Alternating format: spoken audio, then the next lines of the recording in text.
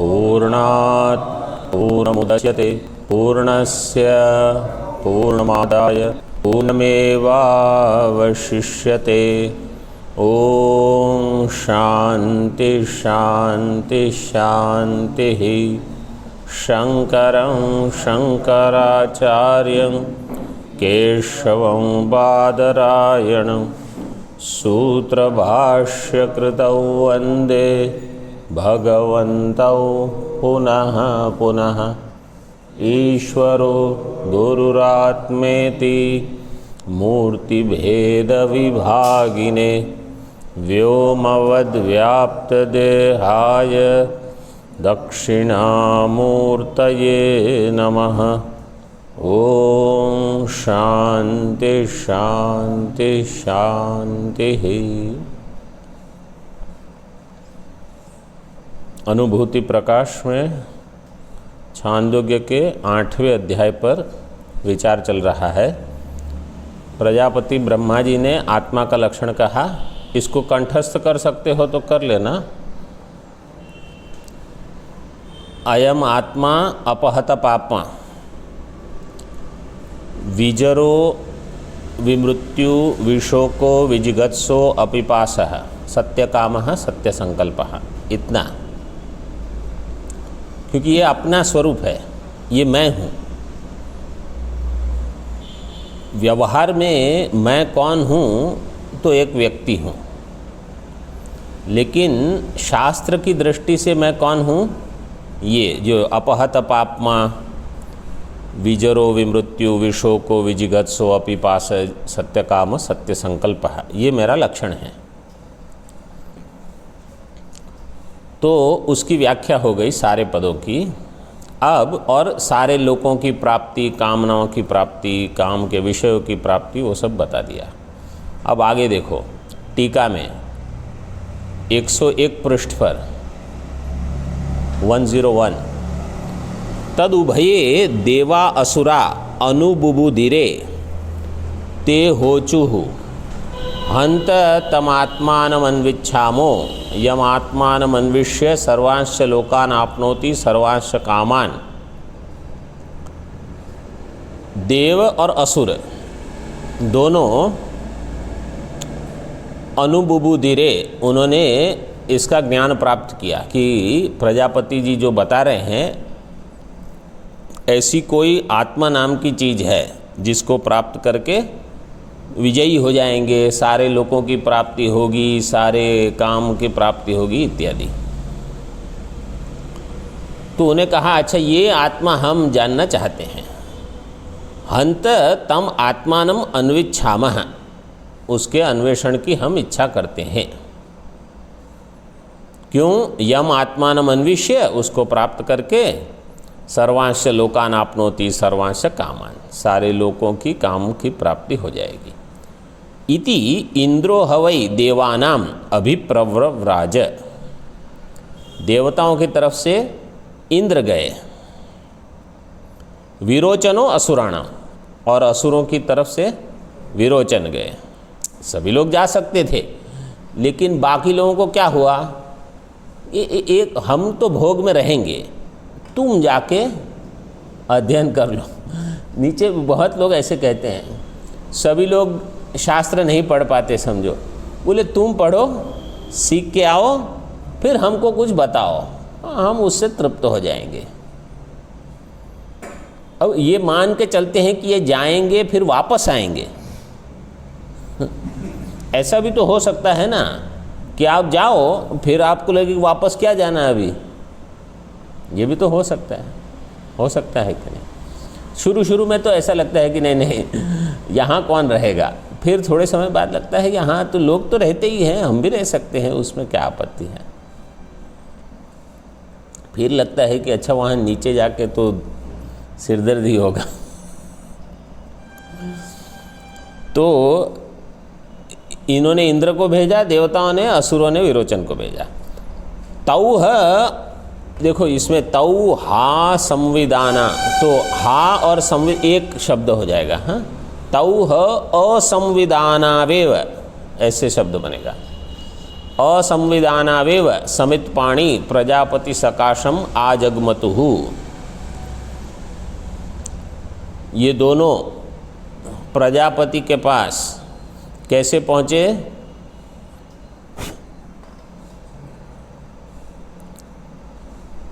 असंविधान ऐसे वहाँ दिया है ना। इसका अर्थ क्या है?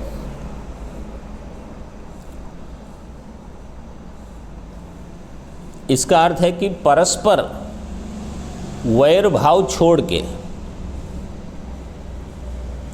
असंविधानावेव समित पाणी। समित पाणी का अर्थ तो है, आप जानते हो कि हाथ में जो समिधा रहती हो लेके जाते हैं, वो सूखी लकड़ियाँ रहती है। ये बताने के लिए कि ये आपको काम भी आएगी और मैं भी आपके काम आऊँगा। और दूसरे कि ये जैसे लकड़ियाँ सूखी है, वैसे मैं भी तैयार हूँ वैराग्य के साथ। तो जैसे लकड़ियाँ डालने से आप तुरंत अग्नि मिल जाएगी। गीली लकड़ी दे दो गुरु को, वो बैठे रहेंगे, केवल धुआं निकलेगा। आर्द्र ईंधन संयोग से क्या होगा? पर्वतो धूमवान वन्य है, हेतु होगा वहाँ वन्नी। और समझो मैंने ये अनुमान दे दिया, पर्वतो, आपका तो तर्क संग्रह हो गया है, पर्वतो धूमवान, हेतु दिया वन्य है। अनुमान ठीक है कि नहीं है? व्याप्ति क्या होगी इसमें, पहले ये बताओ। नहीं, ये अनुमान में व्याप्ति क्या होगी? यत्र यत्र वन्यः तत्र तत्र धूमः। ये व्याप्ति सही है कि नहीं है? ये व्याप्ति सही है? सही नहीं है। क्यों सही नहीं है?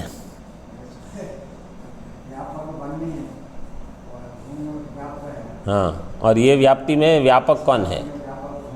हाँ, नहीं तो आप ऐसे, आपको जब आप कहते हो कि ये व्याप्ति गलत है, तो आपको यहाँ क्या बताना होगा? मतलब इसको कहते हैं व्यभिचार। कहीं न कहीं आपको व्यभिचार बताना होगा। व्यभिचार क्या है? कि कहीं न कहीं हेतु है, साध्य नहीं है। तो हेतु रहने पर भी अगर साध्य नहीं रहा, ये इसमें हेतु है वन्नी, वन्नी होकर कहीं साध्य का अभाव मिल गया, तो वन्नी है, धूम नहीं है, तो व्याप्ति खंडित हो गई। क्योंकि आपकी व्याप्ति क्या बनी है? जहाँ जहाँ वन्नी है वहाँ वहाँ धूम होना चाहिए। लेकिन अयोगोलक में वन्नी तो है, धूम नहीं मिला, तो व्याप्ति खंडित हो गई। इसको कहते हैं व्यभिचार।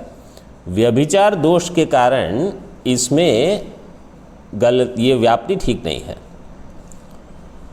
लेकिन कोई कहेगा कि हमने तो देखा है कि जहाँ जहाँ वन्नी है वहाँ वहाँ धूम होता है। महानस में देखो वन्नी है, धूम भी है, दूसरी जगह भी है, तो इसमें गलत क्या है? तो आपने व्यभिचार दोष तो दे दिया। अब आपको कहना पड़ेगा ये जो है ना हेतु आपने जो दिया, ये हेतु कैसा है? सोपाधिक हेतु है, इसमें उपाधि है। उपाधि क्या है? आर्द्र ईंधन संयोग। ये शब्द के कारण ये पूरा अनुमान आ गया मेरे दिमाग में। आर्द्र ईंधन संयोग मतलब गीलापन है लकड़ी में, तो जहाँ गीलापन होगा वहाँ धूम निकलेगी। तो अयोगोलक में गीलापन है नहीं, इसलिए धूम नहीं निकलती। ऐसे तो यहाँ शिष्य कहता है कि मुझ में गीलापन नहीं है, मैं एकदम तैयार हूँ, तो जैसे ही मुझे अग्नि मिलेगी प्रज्वलित हो जाऊँगा ज्ञान से। ऐसे और असंविधानावेव, असंविधाना इसका अर्थ भाष्यकार ने ऐसे किया है, अन्योन्यम संविदम अकुर्वाणः, एक दूसरे के प्रति वैर भाव नहीं लेकर जाते हैं।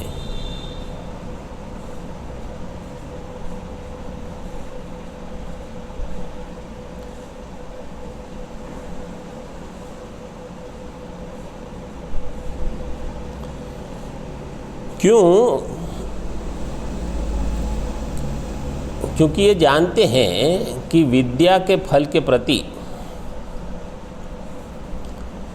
अगर द्वेष भावना है तो ज्ञान नहीं, मतलब इतनी तो तैयारी करके जाते हैं, इतना तो इनको पता है कि जिसको समाज में भी दुर्गुण माना जाता है द्वेष, उस भाव से अगर हम यहाँ गए, वो तो एक दूसरे पे मतलब एक दूसरे को मारने पर ही तुले रहते हैं। असुर और देवता युद्ध कर संग्राम में ही रहते हैं हमेशा। तो ऐसा अगर अवसर प्राप्त हो कि एक दोनों समझो पास पास के कमरे में हो, एक कुटिया समझ लो, कमरा तो ना हो, कुटिया हो, रात को सोए हो। अब इंद्र को क्या होगा, मेरा शत्रु यहाँ है, खंजर लेके उसके सिर पे बैठ जाऊं, और विरोचन वहाँ वही सोचता होगा। अगर ऐसे सोच से दिन रात वो रहेंगे, वो कहाँ ब्रह्म विद्या का अध्ययन होगा बोलो। बोले खंजर तो लेके नहीं आया, यहाँ रस्सी तो मिल जाएगी कहीं, या हाथ से ही गला दबा दूंगा, कुछ ना कुछ। ऐसे वैर भाव से अध्ययन नहीं होता, ये सब छोड़ के आना पड़ता है। और वहाँ तो साथ में सेवा दी होगी। आप लोगों को कभी लगता होगा कि मुझे किसी के साथ सेवा करनी है जिसके साथ मेरी नहीं जमती है। अब वहाँ देखो इंद्र और विरोचन, मतलब इससे विरोधी कौन हो सकता है अधिक? देवराज और असुरराज। मतलब बचपन से उनको यही बताया गया है कि ये आपका विरोधी है, और फिर भी साथ में सेवा करते होंगे। बोले ये कुछ बड़ी चीज़ उठानी है तो एक व्यक्ति से तो होगा नहीं, सेवक तो और कोई है नहीं। बोले एक और से तुम उठाओ, एक और से मैं उठाऊंगा। नहीं, बोले मैं तुम्हारे साथ काम नहीं करूंगा, तो काम ही नहीं होगा। गुरुकुल में रहना है तो आपके जो अपने राग द्वेष हैं उसको छोड़ने के लिए तैयार होना चाहिए, नहीं तो अध्ययन नहीं होता। और ये दोनों भी कैसे गए थे, ये भाष्य में इसका एक दो शब्द दिए हैं।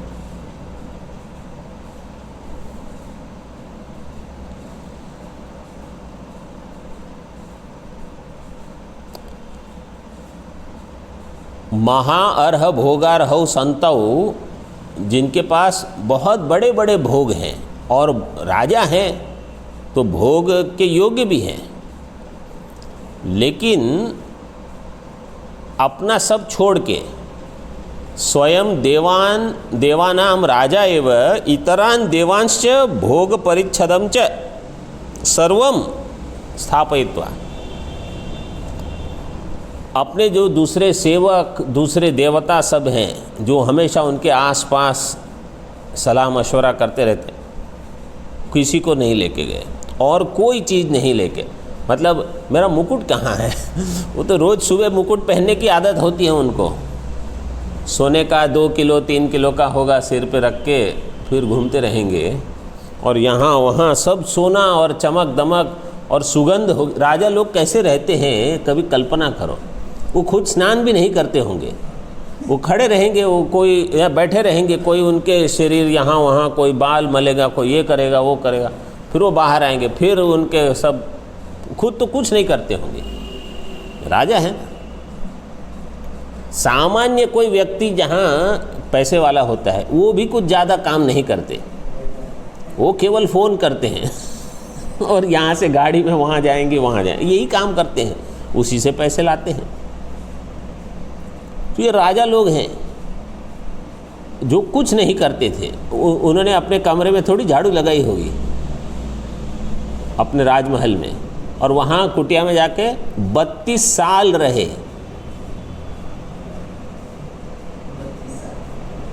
महाराज जी मुझे बता रहे थे, बोल रहे थे यहाँ लोग 4-5 साल में तो ओ हो जाता है, इनको लगता है कि बस अब जाना है।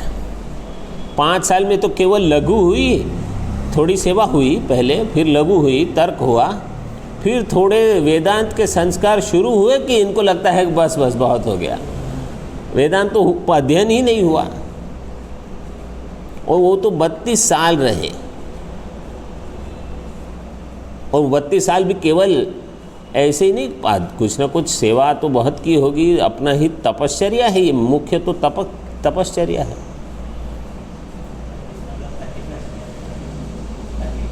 हाँ, 32 मतलब 32, 2-3 साल।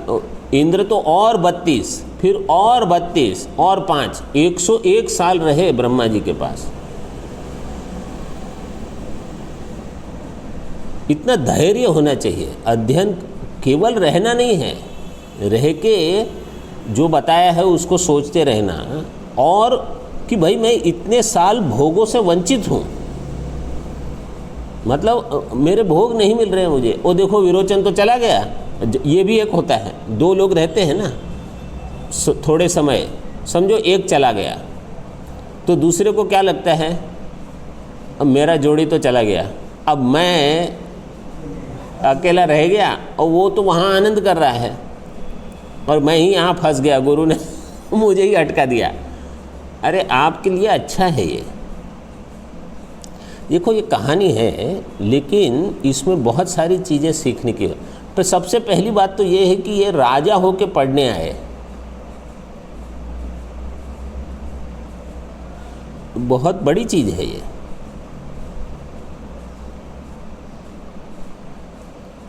और दूसरे 32 साल गुरुकुल में रहना, 32 साल आश्रम में रहो, आप देखो आपने क्या नहीं देखा है सब आप देख लोगे।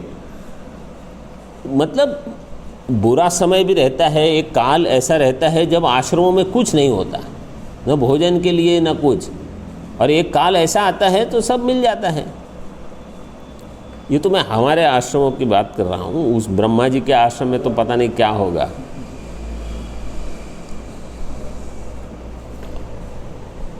तो सब कुछ छोड़ के मतलब यहाँ कहा कि कहीं का रख दिया होगा सब, और केवल शरीर मात्र से प्रजापति के पास पहुँच गए दोनों, और विनय पूर्वक रहे।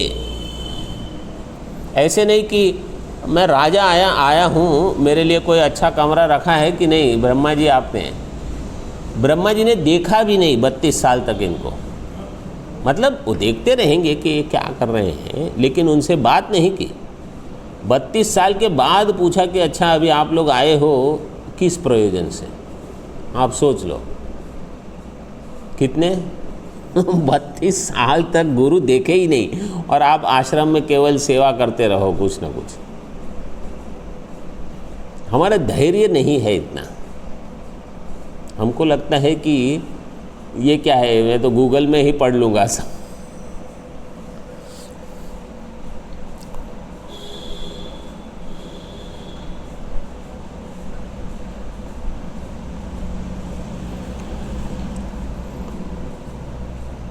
ये असंविधानावेव, इसका जो एक दूसरी टीका में अर्थ है वो थोड़ा भिन्न है, भाष्यकार का जो अर्थ है वो थोड़ा भिन्न है। ऐसा भी हो सकता है कि शुरू में आने के समय दोनों के प्रति थोड़ी ईर्ष्या हो, आने के समय। क्यों? क्योंकि उनको क्या लगता है कि विद्या का फल मुझे चाहिए, और दूसरे को क्या लगता है कि विद्या का फल मुझे चाहिए। बाद में पता चलता है कि ऐसा नहीं है कि विद्या का फल केवल एक को ही मिलेगा। अगर 1000 लोग ब्रह्म जिज्ञासा करते हैं तो 1000 को ब्रह्म प्राप्त हो सकता है ना। ऐसा नहीं है कि एक को मिलेगा तो दूसरे को। ये दुनिया में कैसा रहता है कि समझो किसी को प्रधानमंत्री बनना है तो कितने लोग प्रधानमंत्री बन पाएंगे? एक ही। तो 1000 लोग अगर प्रधानमंत्री बनना चाहते हैं तो एक को मिलेगा, 999 को नहीं मिलेगा। लेकिन यहाँ ऐसा नहीं है। तो ये जो दुनिया से आते हैं वो पहले यही भावना से आते हैं कि उनको मिल गया तो मुझे नहीं मिलेगा, तो पहले द्वेष करते रहते हैं। इसलिए कहा जाता है माँ विद्विषावहै सहनावतु सहनौ भुनक्तु सह वीर्यम करवावहै। उसमें माँ विद्विषावहै जो है ना, उसका मुख्य अर्थ तो क्या है कि गुरु शिष्य के प्रति द्वेष न करे, शिष्य गुरु के प्रति द्वेष न करे, तभी अध्ययन होगा। लेकिन और महत्वपूर्ण क्या है, एक शिष्य दूसरे शिष्य के प्रति द्वेष न करे। गुरु के साथ समझो द्वेष ना हो, और गुरु भी द्वेष नहीं करेंगे विद्यार्थी के प्रति, लेकिन वो आपस में बहुत झगड़े होते हैं उनके, इनको उनसे नहीं पटती, उनकी इनसे नहीं जमती, ऐसा बहुत होता है, क्योंकि सब अपनी अपनी तरह से जीवन जीते हैं। तो बोले ये भी ना हो, इसलिए वो शांति मंत्र बोलते हैं।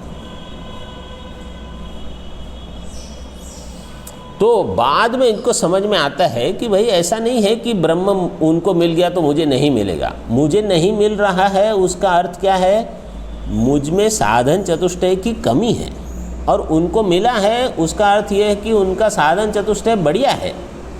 तो उनके प्रति आपको आदर सम्मान होना चाहिए। ऐसा नहीं कि द्वेष हो कि मैं ऊपर नहीं चढ़ सकता तो तुमको भी नीचे लेके आ जाऊंगा।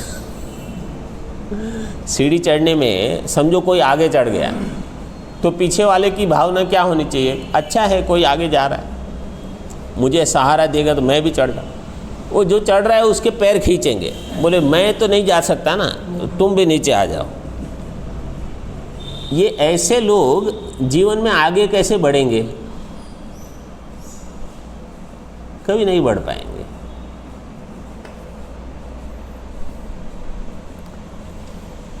तो ये दोनों पहुंच गए, समित पाणी लेके प्रजापति सकाशम आजगमतु तौह 32 वर्षाणि ब्रह्मचर्यम ऊषतुहु। 32 साल ब्रह्मचर्य में रहे, वो राजा होके जो इतने भोग देखते रहते हैं हमेशा, सबका त्याग करके रहे। इति एतद व्याचष्टे, इसकी व्याख्या करते हैं एतद इत्यादि पद्य द्वयेन, 2 श्लोकों में 12 और 13। 12वां श्लोक देखो, एतत् प्रजापतेर्वाक्यं श्रुत्वा देवासुरास्तदा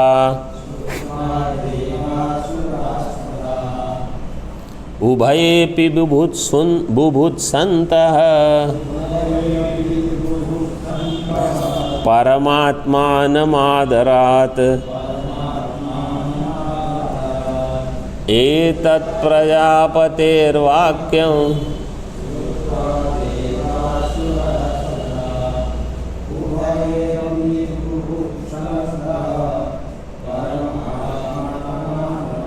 देवराजो सुरेशश्च तौ द्वाविन्द्रविरोचनौ सत्यलोकं प्राप्य तस्मिन्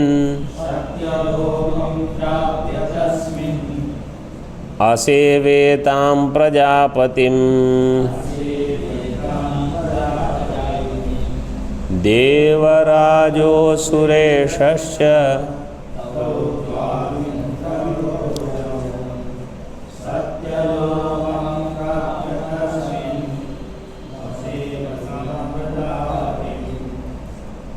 एतत् प्रजापते है वाक्यम श्रुत्वा, प्रजापति के इस वाक्य को सुनकर तदा देवासुराः उभये अपि बुभुत्सन्तः परमात्मानं आदरात् बुभुत्सन्तः। देवता और असुर दोनों परमात्मा को आदर से जानने की इच्छा वाले आदरात् बुभुत्सन्तः।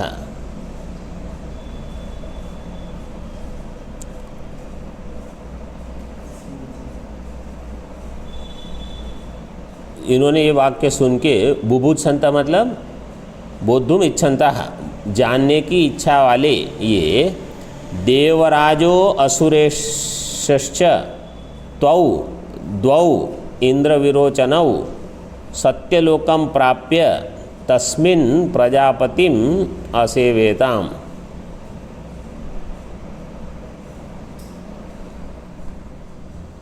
देवराज इंद्र और असुरराज, असुरेश मतलब असुरराज, विरोचन, दोनों सत्यलोक को प्राप्त करके प्रजापति की सेवा उन्होंने आरंभ की। आदरात इति अस्य उत्तरपद्यस्थेन असेवेताम इति अनेन अन्वयः।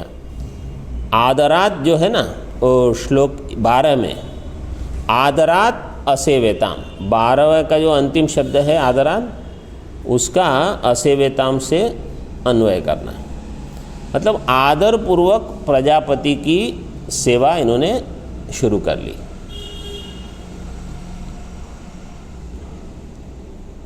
सत्यलोक पहुंच गए।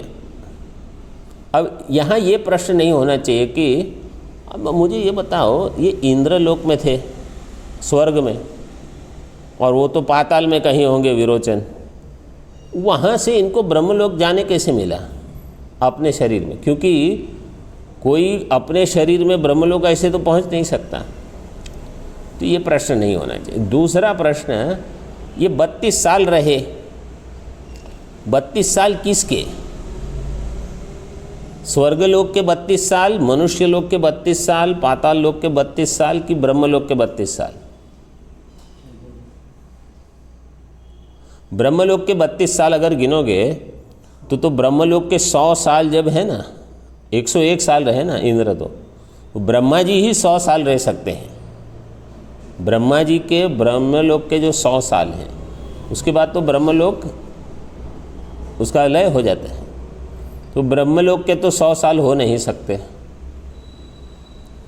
वो किसके होंगे? ये स्वर्ग के ही समझ लो। तो जब इंद्र स्वर्ग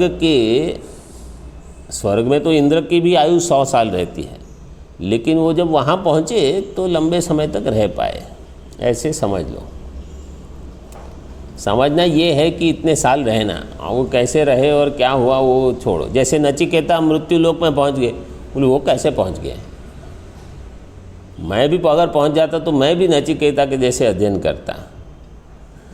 अरे ये आख्यायिका है, इसमें से जो ग्रहण करना है उसको ग्रहण करो। तो वहाँ उन्होंने सेवा आरंभ कर दी। तौह प्रजापतिरुवाच, अब ये प्रजापति जी का यहाँ उपदेश देखो कैसे आरंभ होता है। तौह प्रजापतिरुवाच य एषो अक्षिणी पुरुषो दृश्यते एष आत्मा होवाच एतद अमृतम अभयम एतद ब्रह्म इति वाक्यम व्याचष्टे। इस वाक्य की व्याख्या करते हैं, और वाक्य तो बाद में देखो, पहले श्लोक को देखो। 32 वर्ष सेवातः प्रसन्नोऽसौ प्रजापतिः अक्षिलक्षितमात्मानं ताभ्यां द्वाभ्यामवोचत्।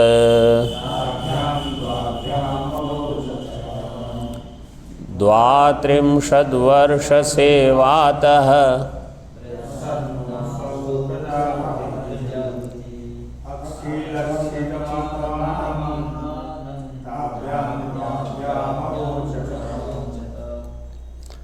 द्वात्रिंशत् वर्ष सेवातः प्रजापति ही प्रसन्न। 32 साल की सेवा से प्रजापति प्रसन्न हो गए, मतलब इन्होंने 32 साल से की।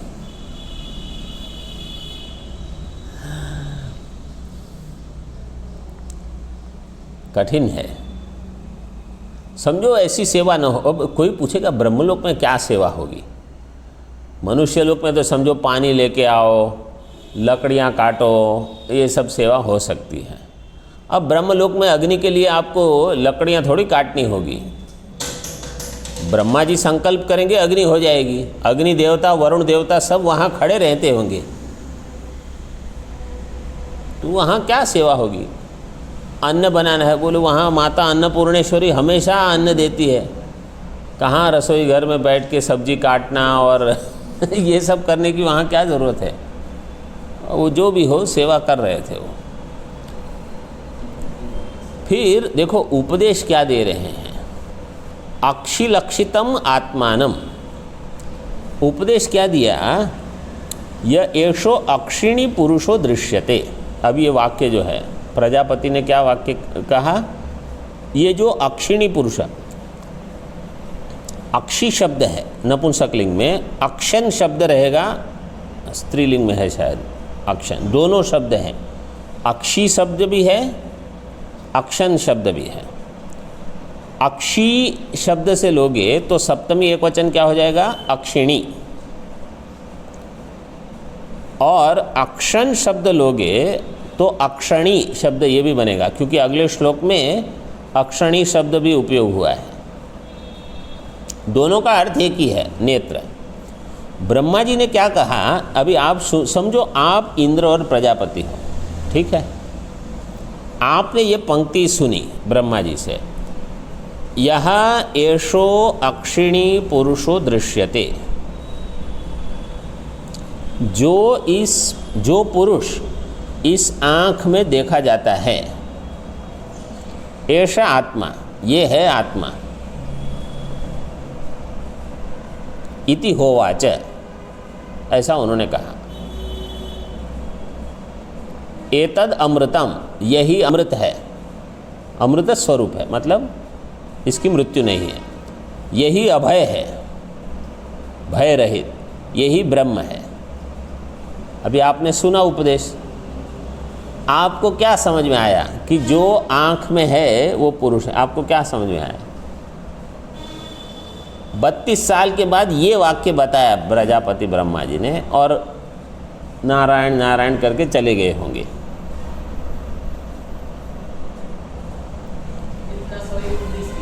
हाँ,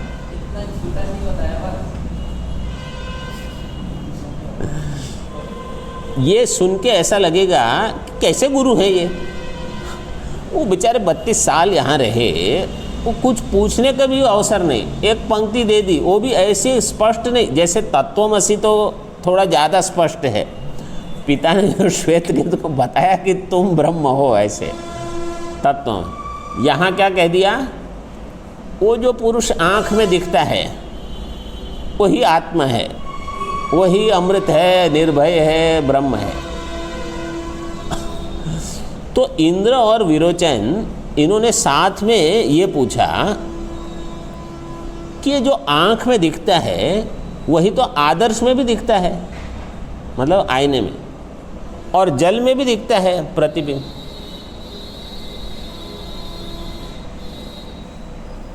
तो इनमें से कौन सा है? जो आँख में दिखता है वो है, कि जो जल में दिखता है वो है, कि जो आदर्श में दिखता है वो है? ऐसा प्रश्न इंद्र विरोचन ने किया ब्रह्मा जी को। ब्रह्मा जी ने उत्तर क्या दिया, ये जो तीनों में है वो है। अब आप सोचो, आँख में समझो मैं आपके सामने खड़ा रहता हूँ, ठीक है, आपकी आँख में किसका प्रतिबिंब दिखेगा? मेरा, क्योंकि आँख में उनकी पुतली आ जाएगी। दर्पण के सामने अगर आप खड़े रहते हो तो वहाँ क्या दिखेगा? आपका शरीर दिखेगा। वहाँ जल प्रतिबिंब अगर है वहाँ तो क्या दिखेगा? मुझे मेरा शरीर दिखेगा। ठीक, सही है कि नहीं?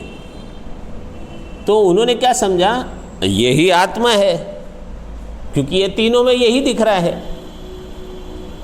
समझ गए, ज्ञान हो गया। आत्मा कौन है? बोले ये देह ही आत्मा है। तो देखो उपदेश जो है ना, अभी ये इतना स्पष्ट नहीं है उपदेश, ऐसा हमको लग रहा है। प्रजापति को तो स्पष्ट ही था, उनको पता था वो क्या बोल रहे हैं, लेकिन सामान्य विद्यार्थी के दृष्टिकोण से वो सोचेंगे ये क्या उपदेश है, ये तो ये बताना चाहते हैं कि ये शरीर आत्मा है। अब शरीर तो आत्मा नहीं है, वो तो हम पहले से जानते हैं।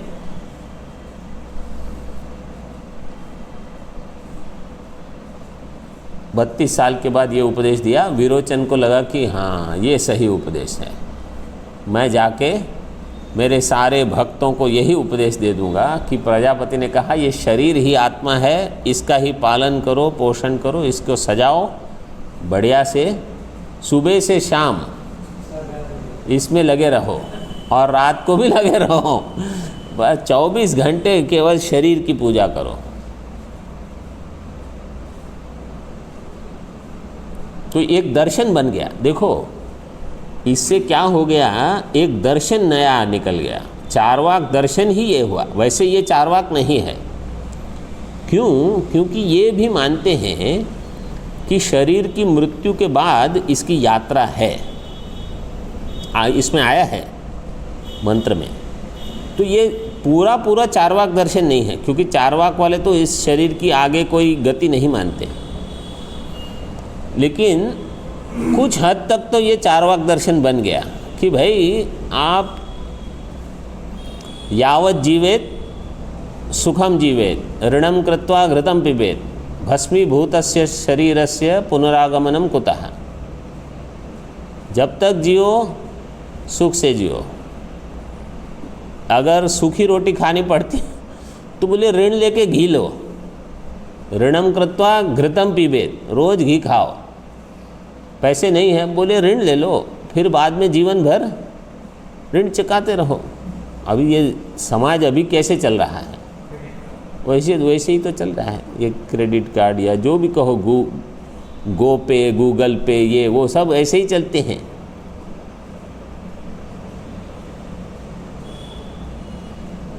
पैसे, और एक देश के पास अगर पैसा नहीं है तो कहाँ से लाते हैं वो लोन लेते हैं बड़ी बड़ी 1000 करोड़ों में, लाख करोड़ों में, बोलते हैं हम देंगे फिर, और नहीं तो और नोट छापो। उनके पास ही छाप खाना है ना, जितने छाप सकते हो छाप के। लोगों को लगता है कि मेरे पास पैसे बढ़ गए, पैसे की कीमत कम हो जाती है। ये चारवाक दर्शन बन गया।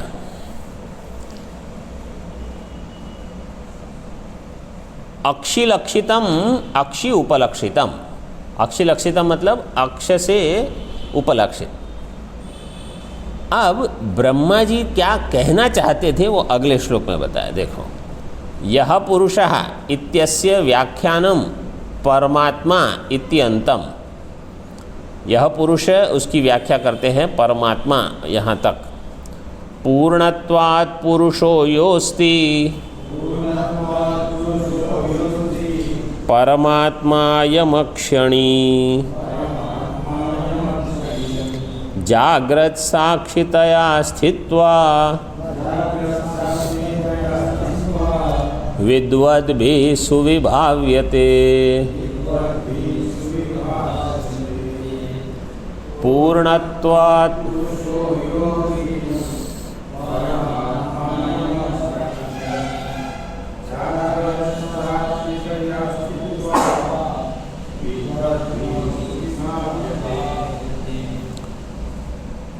यहाँ पुरुषः,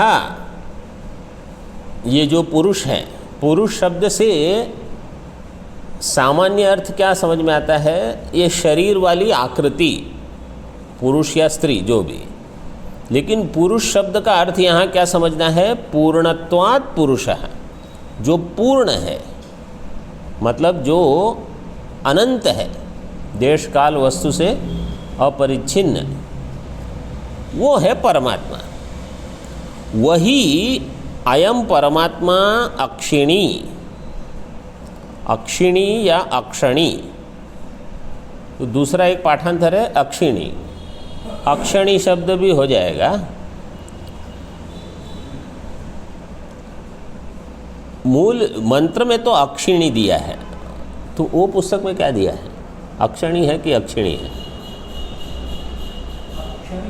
अक्षणी है, हाँ। और मंत्र में अक्षिणी शब्द है, तो दोनों शब्द बन सकते हैं। जो आँख में है वो,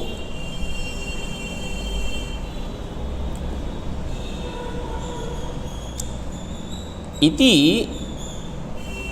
इत्यस्य इति बोध्यम। इसको कैसे, इसका ज्ञान प्राप्त करना है, जागृत साक्षितया स्थित्वा विद्वद्भिः सुविभाव्यते। जागृत अवस्था का ये साक्षी है। जागृत साक्षितया मतलब जागृत अवस्था का जो साक्षी है वो ये है। तो प्रजापति जी ने क्या कहा कि जो आँखों में साक्षी है, क्योंकि दूसरे शास्त्र में भी बताया है, मतलब बृहदारण्यक उपनिषद में शायद, कि ये अक्षी पुरुष है। बृहदारण्यक उपनिषद बहुत महत्वपूर्ण है। हाँ, जब अवसर प्राप्त हो तो अध्ययन करना ही चाहिए। अवसर प्राप्त हो तो अध्ययन करना चाहिए, बहुत महत्वपूर्ण है। बहुत जगह इसके उदाहरण वगैरह आते रहते हैं। ये अक्षी पुरुष मतलब जागृत अवस्था में जीव इस शरीर में कहाँ है, तो कहा दाहिनी आँख में। वैसे जीव तो सारे शरीर में है, लेकिन सारा व्यवहार जो है वो आँखों से होता है अधिक। और इसमें भी कहा जाता है कि मनुष्य की दाहिनी आँख जो है वो बाईं से भी, बाईं कमज़ोर होती है, दाहिनी अच्छी होती है, सुदृढ़। तो दाहिनी आँख में रहता है।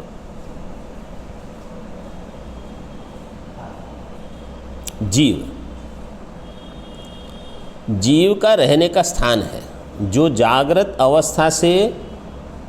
अवस्था से तादात्म्य करके बैठा है, अभिमान लेकर बैठा है कि मैं अभी जाग रहा हूँ, पहले मैं सो गया था। ऐसे अभिमान वाला जो व्यक्ति है, उसका सर्वस्व आपको जागृत अवस्था में दाहिनी आँख में मिलता है। ऐसे शास्त्र में कहा गया है कि उसका स्थान है। फिर स्वप्न स्थान अलग है, वो आगे स्वप्न की चर्चा आएगी तब बताएंगे। तो इसीलिए यहाँ दिया जागृत साक्षितया अक्षणी स्थित्वा। यहाँ टीका में अक्षणी दिया है कि क्या दिया है? टीका में दूसरी पंक्ति में अक्षणी। हाँ, पहले आगे है पहले हाँ, अक्षणी स्थित्वा इत्यादि अन्वय है। तो आँखों में रहता है जागृत अवस्था में, ये उसका स्थान है। यद्यपि तेन रूपेण त्वगादावपि स्थितस तथापि न तत्र सुविभावे इति भाव। उसी रूप में त्वगादि इंद्रियों में भी रहता है। यहाँ जीव नहीं है ऐसा थोड़ी है, क्योंकि यहाँ समझो मच्छर काटेगा तो तुरंत यहाँ उसका अनुभव होगा। लेकिन सारे व्यवहार में जो सबसे अधिक उपयोग होती है वो है आँखें। तो इसलिए कहा जाता है कि वो आँखों में है। आँखों का कैसा है कि अगर आपकी आँखें किसी दूसरे की आँख के साथ मिली, तब आप कहोगे कि मैंने उनको देखा, उन्होंने मुझको देखा। नहीं तो क्या हुआ, समझो कोई पीछे से जल रहे हैं, आपने पीछे से उनको देख लिया, लेकिन उन्होंने आपको नहीं देखा, तो आप क्या कहोगे? मैंने तो उनको देखा, उन्होंने मुझको नहीं देखा। ठीक है, लेकिन ऐसा हो सकता है कि जब आपका ध्यान ना हो तो उन्होंने आपको देख लिया, वो क्या कहेंगे? मैंने तो उनको देखा है, लेकिन उन्होंने मुझे शायद नहीं देखा। क्यों? क्योंकि एक दूसरे की आँखों में आँखें डाल के आपने नहीं देखा। जब आँख एक दूसरे से नज़र मिलती है तो आप शंका नहीं कह सकते कि नहीं, पता नहीं देखा कि नहीं। याद आया कि नहीं वो अलग है, लेकिन देखा ये तो कोई नकार नहीं सकता।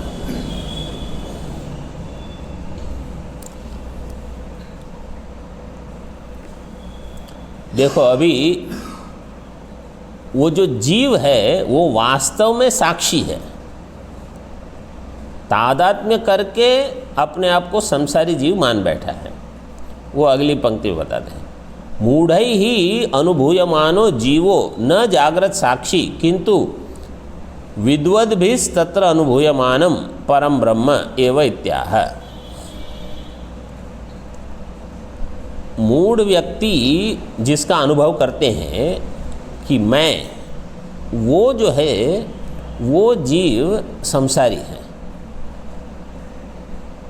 लेकिन वास्तव में उसका स्वरूप, जब मैं जागृत अवस्था वाला हूँ, ये अभिमान लेके मैं बैठा हूँ इसलिए मैं जीव हो गया। आप ऐसे समझो, कोई आपको पूछे कि आप कौन हो, और आपको अपना ये लक्षण बताना है जो किसी एक अवस्था में हो और दूसरी अवस्था में न हो, ऐसा न हो, ऐसा लक्षण नहीं बताओ। ऐसा लक्षण बताओ जो हमेशा रहे, तो क्या कहोगे? समझो कोई कहेगा कि मैं पुरुष हूँ, मनुष्य हूँ, वो तो केवल जागृत में है। स्वप्न में आप मनुष्य हो या आपको भान है, या सुषुप्ति में नहीं है। तो जो तीनों अवस्थाओं में रहे, ऐसा क्या है, ये पहचान आप बताओ। बोले वो तो केवल साक्षी ही है, बाकी सब छूट जाता है। वो यहाँ दिया है, देखो। मूढ़ व्यक्ति क्या सोचती है कि मैं ये जीव हूँ, मूढ़ई ही अनुभूय मानो जीव, न जागृत साक्षी। वो जागृत का साक्षी नहीं है। लेकिन ज्ञानी क्या समझते हैं, किंतु विद्वद भी ही तत्र अनुभूयमानम परम ब्रह्म एव। वो तो मानते हैं कि ये जो साक्षी है वही ब्रह्म है। ज्ञानी, मूढ़ और विद्वान में यही भेद है। उसी साक्षी को मूढ़ व्यक्ति संसारी मानता है, और ज्ञानी उसको जानता है कि ये वास्तव में परब्रह्म है। तो तादात्म्य करके बैठा है इसलिए संसारी है, नहीं तो असंसारी। चिच्छायावान अहंकारो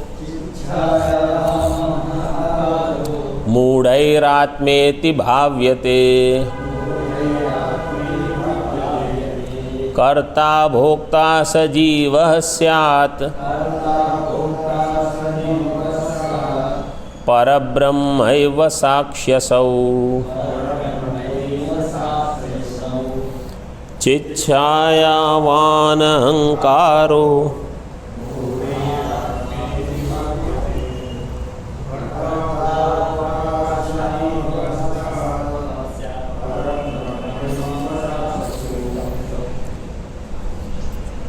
चिच्छायावान अहंकार मूढ़ै ही आत्मा इति भाव्यते।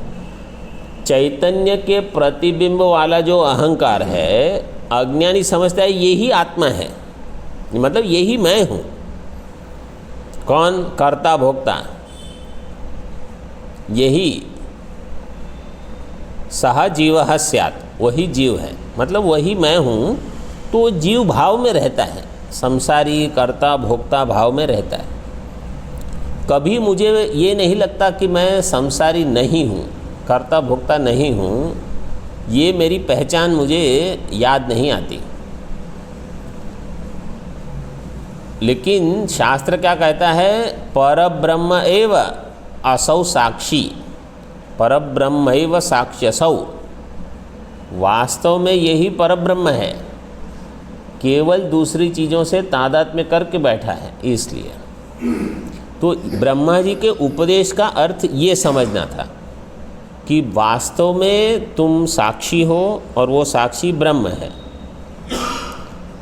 और वो अकर्ता अभोक्ता है, ऐसे। लेकिन अगर तुम वहाँ तादात्म्य करके बैठे हो तो अपने आप को जीव मानोगे, कर्ता भोक्ता मानोगे, ऐसे। एतद अमृतम अभयम एतद ब्रह्म, और अंत में ब्रह्मा जी ने ये बोल दिया, एतद अमृतम, यही अमृत है। अभी इस शरीर में वो लक्षण नहीं घटेगा कि ये अमृत कहाँ है, ये अभय कहाँ है, ये तो भयभीत ही रहता है हमेशा। और ये ब्रह्म कहाँ है? ब्रह्म तो बृहत्तमत्वाद ब्रह्म, बृहि वृद्धौ धातु से बनता है। ये कहाँ बृहत्तम है, ये तो लघु है, इतना छोटा है। तो इसमें ब्रह्म शब्द घट नहीं पाएगा। ये विचार अगर करोगे तो तुरंत समझ में आएगा कि ये तो ब्रह्म हो नहीं सकता। एतद अमृतम अभयम एतद ब्रह्म इति व्याचष्टे, ब्रह्मणो मरणाभावा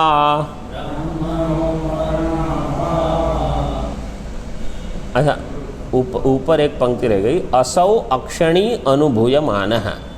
असौ जो है, असौ साक्षी, तो टीका में दिया असौ अक्षणी अनुभूयमान, ये जो आँखों में इसका अनुभव होता है। तो इसका अर्थ क्या है कि आँख में जो सामने प्रतिबिंब दिखता है उसको नहीं लेना है। साक्षी उसका जागृत अवस्था में स्थान है अक्ष, वो भी दक्षिणाक्ष, इसलिए दक्षिणाक्षी कहा जाता है। वो जागृत में दक्षिण आँख में रहता है। अक्षणी अनुभूयमान, तो उसका अनुभव वहाँ होता है। एतद अमृतम अभयम एतद ब्रह्म इति व्याचष्टे। ब्रह्मणो मरणाभावा दमृतत्वं तदीर्यते अद्वितीयतया भीति हेत्वभावाच्च निर्भयम् ब्रह्मणो मरणाभावाद्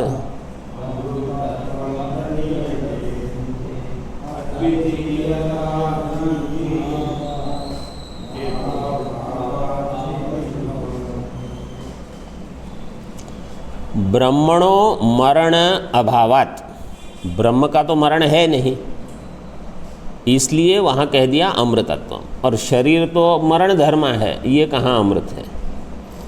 अद्वितीयतया भीति हेतु अभावाच्च, दो हेतु दे दिए। एक तो ये है अद्वितीय, ब्रह्म कैसा है, अद्वितीय, उसमें दूसरा दो ब्रह्म नहीं है। तो मैं ब्रह्म, ये मेरा शरीर ब्रह्म और विरोचन का भी शरीर ब्रह्म, ऐसा इंद्र सोचेगा तो पता चल जाएगा कि ये तो हो नहीं सकता। और भीति हेतु अभावाच्य, जहाँ अद्वितीयत्व हो और भीति हेतु मतलब कोई अन्य हो ही नहीं। भीति भय कहाँ से होगा, द्वितीयाद वै भयम भवति, जहाँ दो है वहाँ भय होगा।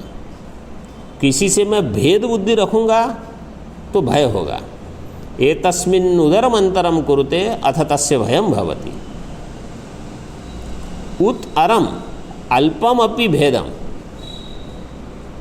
छोटा सा भी भेद अगर कहीं कर लिया कि ये अलग है हम अलग हैं, फिर भय होगा। सन्यास का एक नाम क्या है पता है, अभय।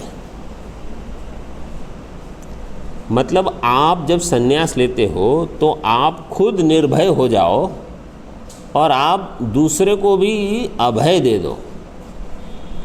कैसे कि भाई मैं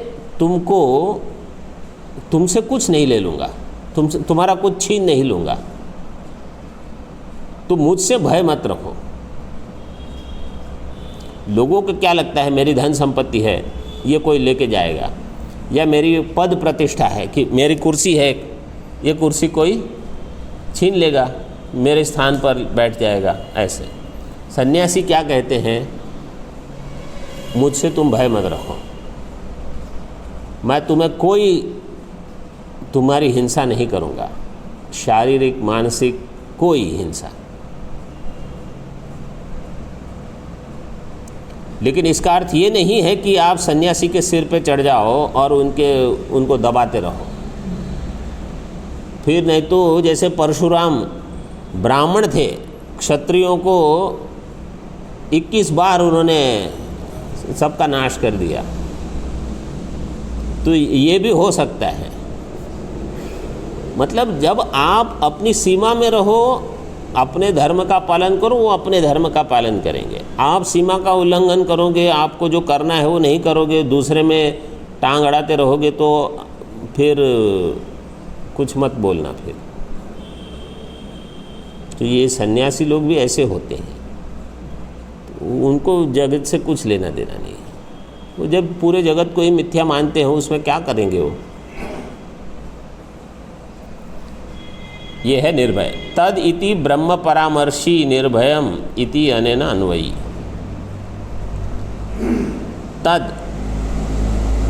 तद इति तदीरियते जो दिया है ना, तदीरियते, वो तद ब्रह्म निर्भयम, वही ब्रह्म निर्भय है, ऐसा बताया गया। ओम पूर्णमदः पूर्णमिदं पूर्णात् पूर्णमुदच्यते पूर्णस्य पूर्णमादाय पूर्णमेवावशिष्यते। ओम शांति शांति शांति। शंकरं शंकराचार्यं केशवं बादरायणं सूत्रभाष्यकृतौ वन्दे भगवन्तौ पुनः पुनः। ईश्वरो गुरुरात्मेति मूर्तिभेदविभागिने व्योमवद्व्याप्तदेहाय दक्षिणामूर्तये नमः।